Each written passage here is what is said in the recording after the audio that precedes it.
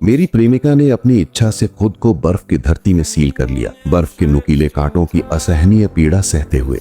3 साल पहले वो मुझसे प्रेम करने लगी थी। मैं एक ऐसा विद्वान था जो अपनी पढ़ाई में संघर्ष कर रहा था। मैं भी उसकी सुंदरता पर मोहित हो गया। हम दोनों गहरे प्रेम में पड़ गए। उससे निकल पाना असंभव था। एक बार उसने मुझसे पूछा, अगर वो एक दानव होती तो क्या मैं उससे अब भी प्रेम करता? मैंने उत्तर दिया, इंसान और दानव अलग अलग रास्तों पर चलते हैं, ये शाश्वत है और कभी नहीं बदलता। मेरे ये शब्द उसके दिल को गहराई से घायल कर गए। वो नश्वर संसार से मुड़ गई, दानव लोक लौट गई और खुद को एक बर्फीली गुफा में कैद कर लिया। 3 लंबे वर्षों तक वो सील होकर वहीं रही। 3 साल बाद मैं अपने हाई स्कूल का सर्वोच्च विद्वान बन गया, लेकिन परीक्षकों की रिश्वतखोरी के कारण मेरा नाम सूची से काट दिया गया और मुझ पर झूठा नकल का आरोप लगा दिया गया। अहंकारी और घमंडी होकर मैंने कानून तोड़ दिया। मैंने बेड़ियों से खुद को मुक्त कर लिया, लेकिन उसी पल मेरा जीवन वहीं समाप्त हो गया। मेरे मन का द्वेष बहुत प्रबल था और मेरी आत्मा नश्वर संसार में भटकती रही। सौभाग्य से मुझे गुरु झांग तियान ने बचा लिया। 2 साल बाद मैं 9 पूंछों वाली लोमड़ी को वश में करने के लिए नश्वर संसार में लौटा,